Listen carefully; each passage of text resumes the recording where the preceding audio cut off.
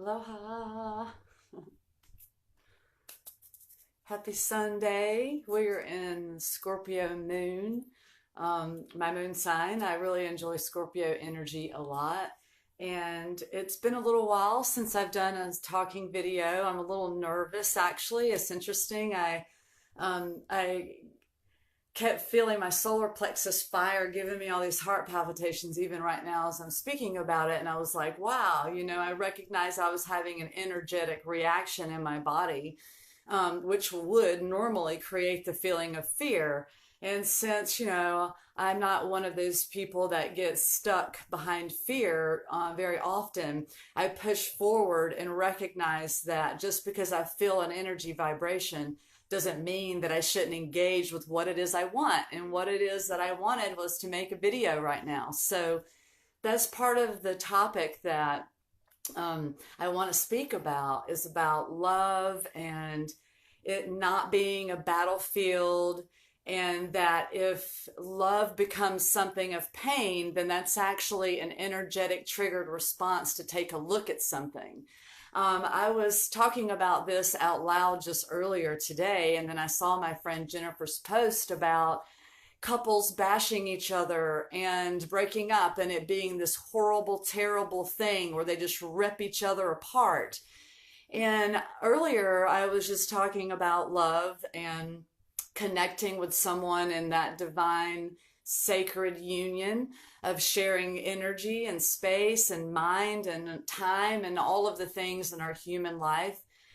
And I realized that, there's a lot of programmed things around love. And what I realized also is that it's a recognition of oneself. We are programmed in this life by all kinds of different influences. And when we recognize that we create our own program, that we can choose how we're influenced, and therefore it makes us mindful of how we influence others, because whether we realize it or not, everything we say and do is influencing one another in some way.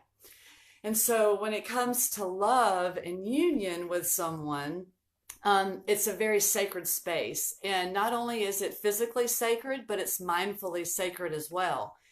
And I feel that a lot of times we get into relationships and we aren't aware of the foundation work that is required.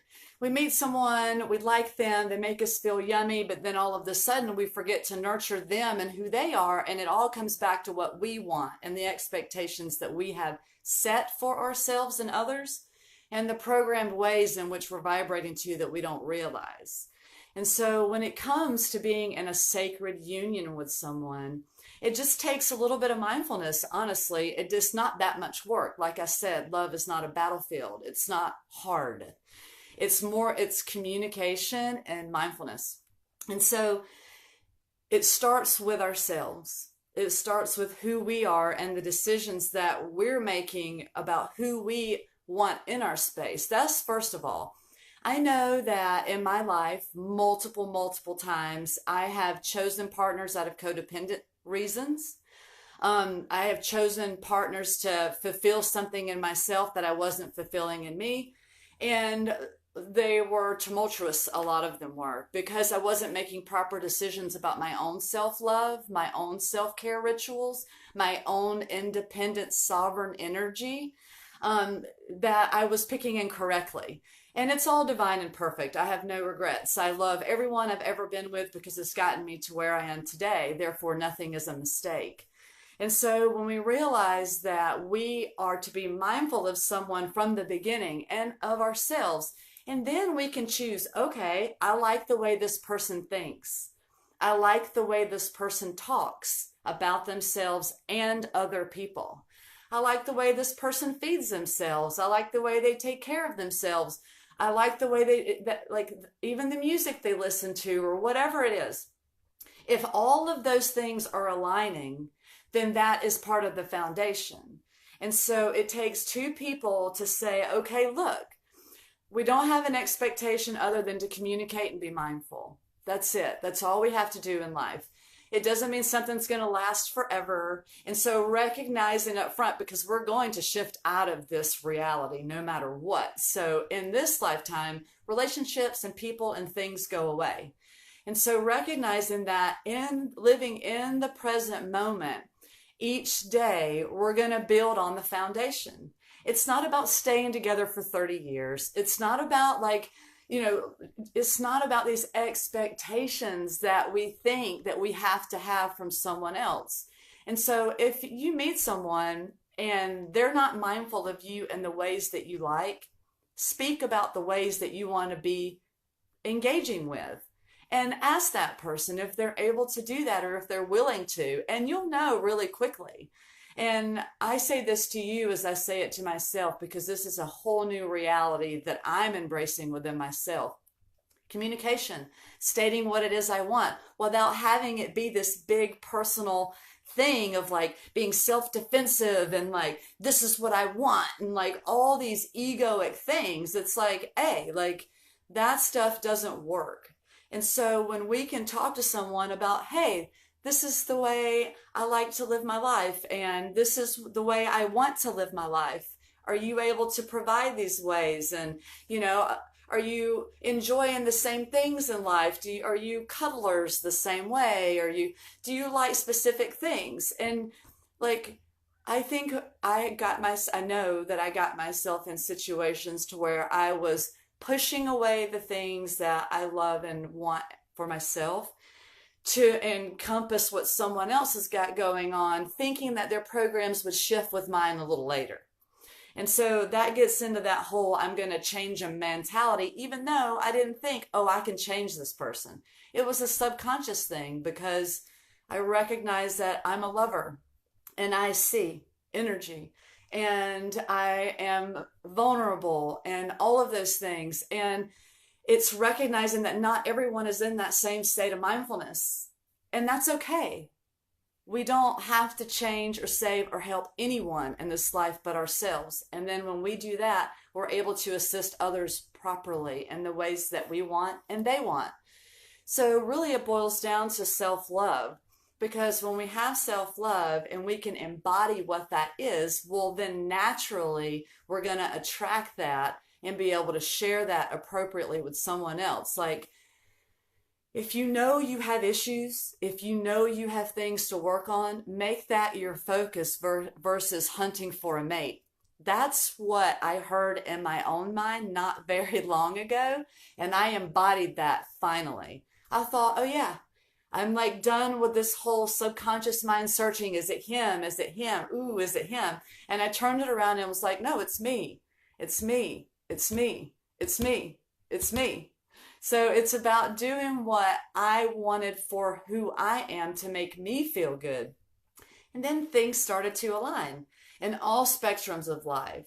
And so, being in an argument with someone and fighting back and forth and name calling and pointing fingers and placing blame is all old programming.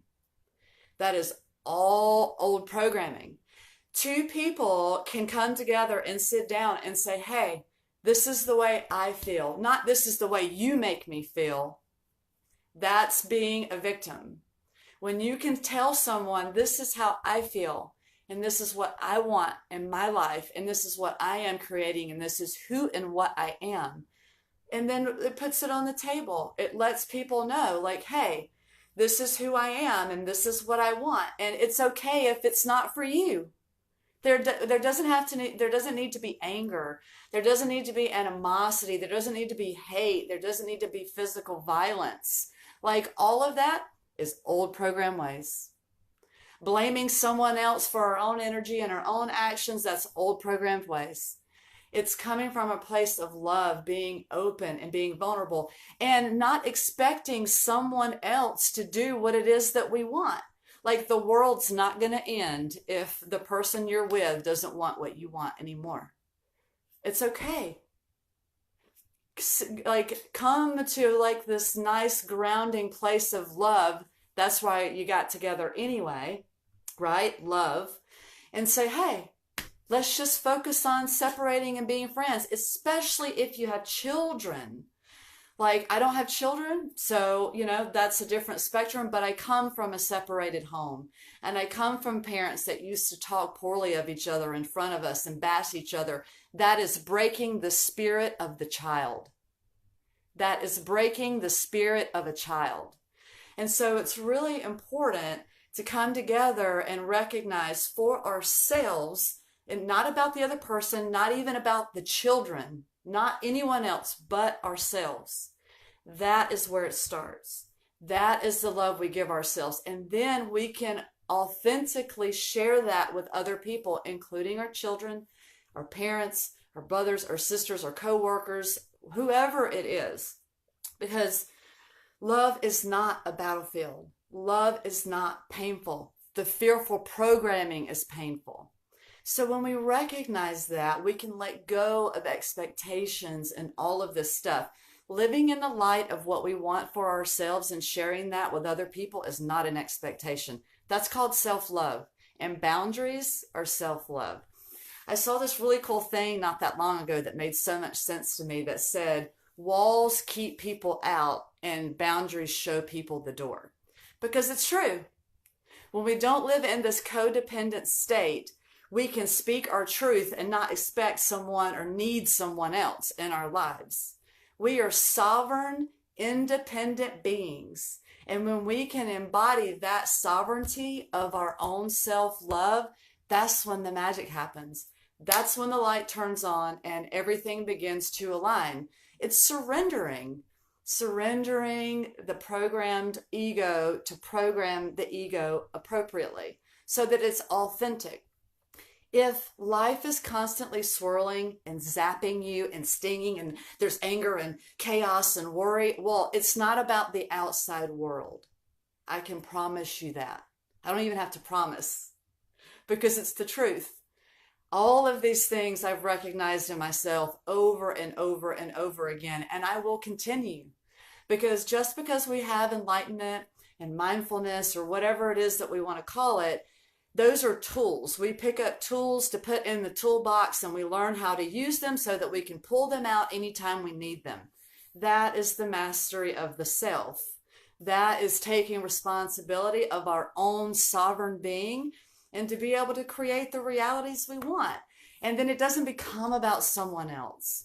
It's painful at first. It's mindfully triggering. We run scared at the face of authenticity, but when we go, wait a minute, I'm only afraid of myself. That was my reality. I recognized many years ago that I was only running from myself. So then I was able to start looking myself in the mirror authentically. And I still do it. Sometimes I'll look at myself in the mirror to check myself just to see what comes up in my mind. Clear space, just look in the mirror and just sit. And it's a great way to self-analyze. I mean, why else will we not level ourselves up? If we continue to complain about the reality we're not living, we're not creating that reality. We're just maintaining the algorithm of dysfunction in our lives.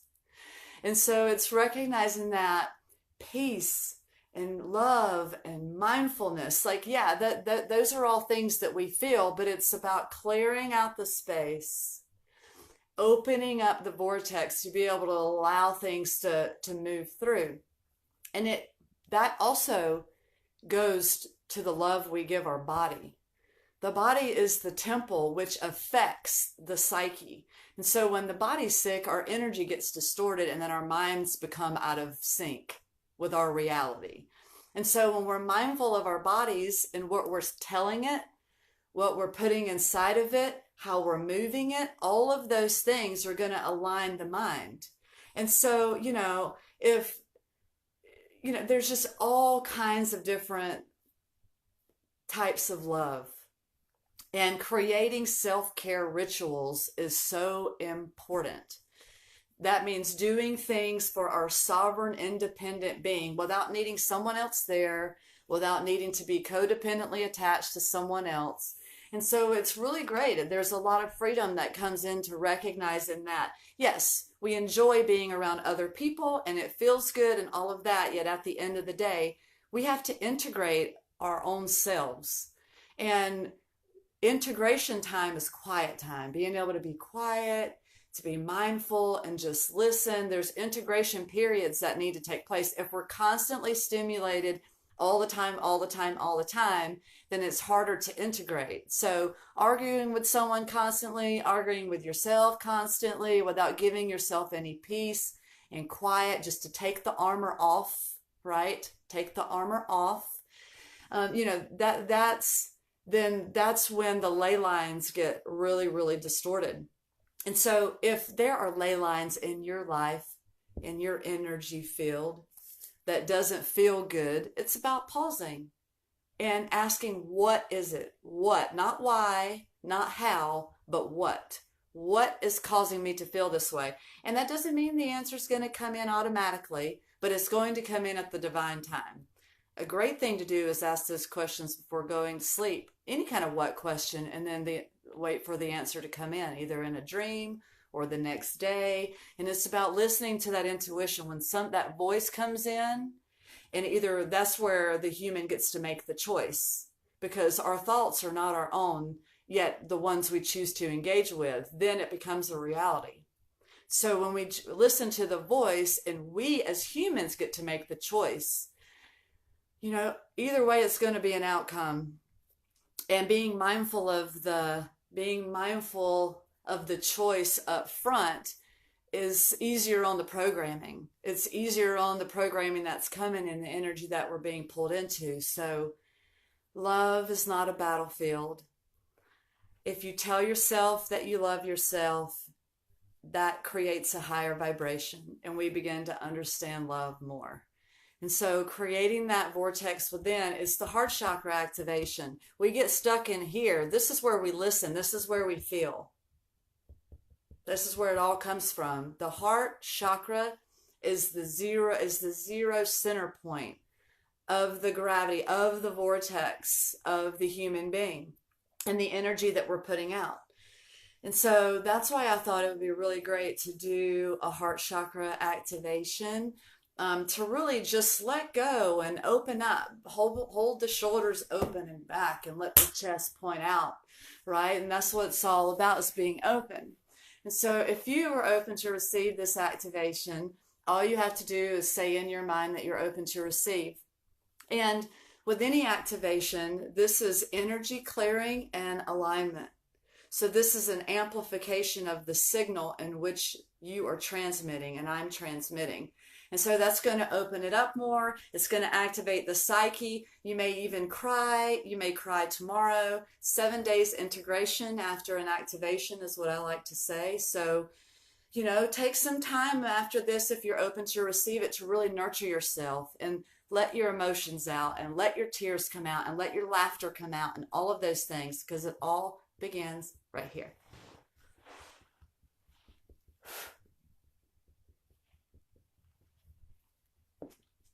And if you see me tapping, you can tap along with me. Activate your own heart chakra. I'm here just to show the way.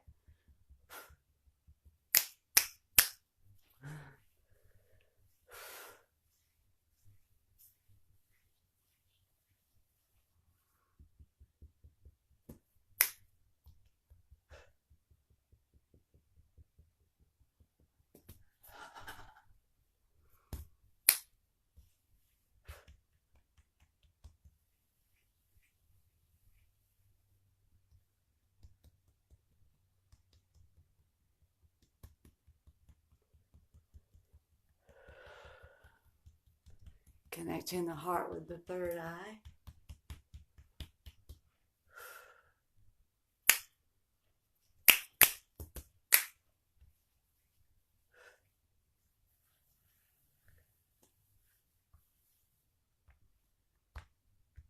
This is the solar plexus and the heart chakra. It's like Reiki. Put your palms there and activate.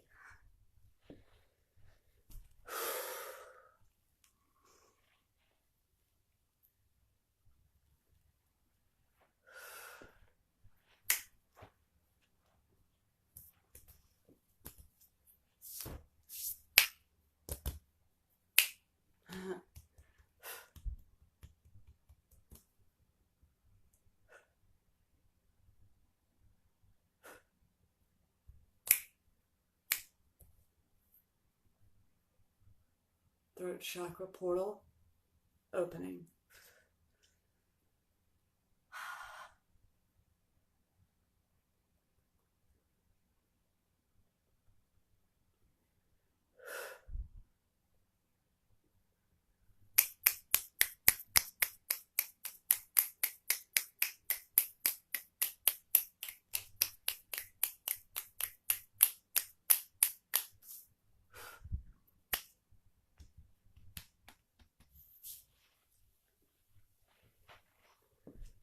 Sacral.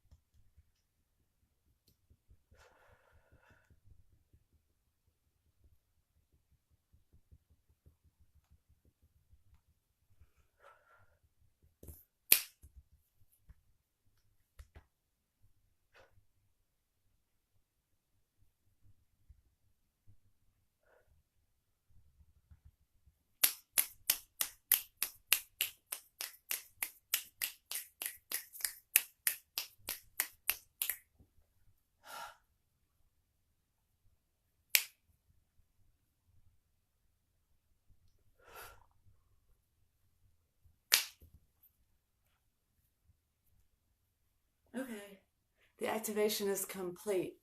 And so mudras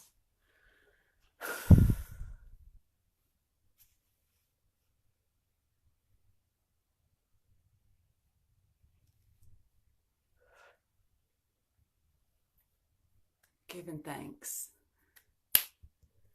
to the creator of all.